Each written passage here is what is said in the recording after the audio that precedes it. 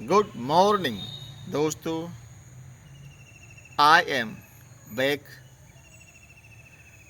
I hope आप सभी बहुत अच्छे से अपने जीवन को जी रहे होंगे और कल से बदले हुए इस पूरे मौसम का मज़ा उठा रहे होंगे। दोस्तों, अभी तक हमने 1 से 100 ईस्वी तक के इतिहास को जाना कि भारत में 1 ईस्वी से लेकर 100 ईस्वी तक क्या क्या घट रहा है। आज हम जानेंगे 100 ईस्वी से लेकर 200 ईस्वी के इन 100 सालों में भारत में कौन कौन सी डायनेस्टी ख़त्म होने को आई और कौन कौन सी डायनेस्टी नई बनने वाली हैं। सबसे पहले बात करें तो आज के दिल्ली, उत्तर प्रदेश, पंजाब, हरियाणा, राजस्थान और बिहार तक के इलाके पर कनिष्क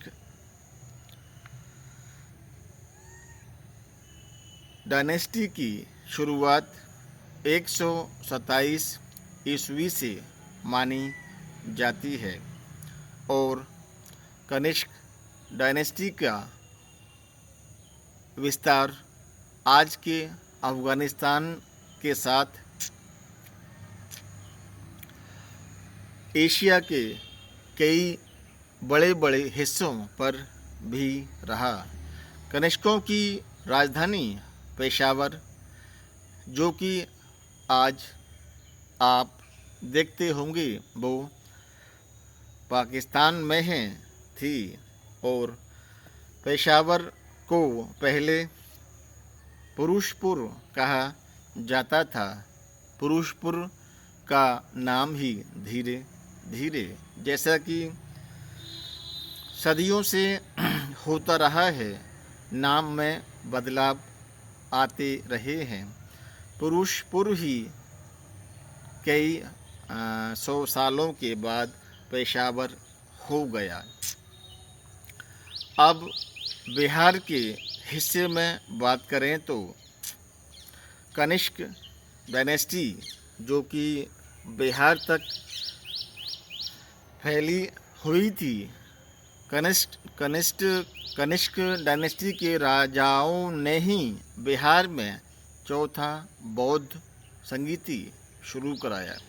आपको मैं बता दूं कि कनिष्क बौद्ध धर्म को मानते थे और महायान, जो कि बौद्ध धर्म का ही एक हिस्सा है, उसको आगे बढ़ाने में इस चौथी बौद्ध संगीति ने बहुत अहम रोल निभाया। दोस्तों, आपको बता दूं कि बौद्ध धर्म में 2 तरह के पंथ हैं, एक हीनयान और दूसरा महायान। तो इस तरह से दोनों पंथों में से महायान को कनिष्क डायनेस्टी के दौरान ही बहुत ही ज़्यादा बढ़ावा दिया गया। अफ़गानिस्तान का कंधार, जो कि आज भी मौजूद है, उसमें यूनानी और इंडियन कल्चर का मिला जुला आपको एक ऐसा स्ट्रक्चर दिखाई देगा जो कि इस दूसरी जगह भारत के हिस्सों में नहीं दिखाई देगा। महात्मा बुद्ध की जो एक मूर्ति 1999 में तालिबानी हमले में टूटी थी, उसके बारे में ऐसा माना जाता है कि वो मूर्ति 100 से 200 ईस्वी के दौरान ही कनिष्क डायनेस्टी के राजाओं ने ही बनाई थी। अब साउथ इंडिया के बारे में बात करें तो वहाँ सातवाहन डायनेस्टी, जिसके की गौतमी पुत्र सातकर्णी इस डायनेस्टी के सबसे ज़्यादा महान और अच्छे राजाओं में माने जाते हैं। उन्होंने शक, जो कि यूरोप से या एशिया के दूसरे हिस्से से आए हुए माने जाते हैं, गौतमी पुत्र सातकर्णी ने ही शक को हराया और अपने डायनेस्टी के सीमाओं को और भी बहुत मजबूत और आगे बढ़ा दिया। व्यापार की बात करें तो रोमन एम्पायर से भारत का बिजनेस बहुत ही ज़्यादा समुद्र के रास्ते हो रहा है, और वहीं एक दूसरा सिल्क रूट जो कि चीन से शुरू होकर यूरोप तक जाता है, वहाँ से सिल्क, कपड़ा, मोती, रेशम और बहुत सी चीज़ों का एक्सपोर्ट होता है। सिल्क रूट के बारे में ऐसा माना जाता है कि एक वाहिद ऐसा रोड है जो कि एशिया को यूरोप से जोड़ता है। कल्चर की बात करें तो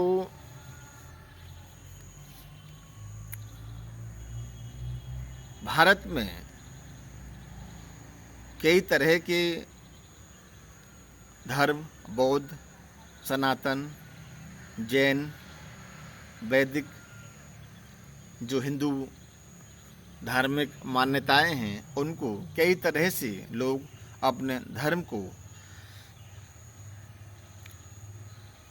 मानते हैं और पूरी तरह से उन्हें अपने अपने धर्म को अपनाने के लिए और अपने अपने धर्म को फॉलो करने के लिए आज़ादी मिली हुई है। इन 100 सालों में अगर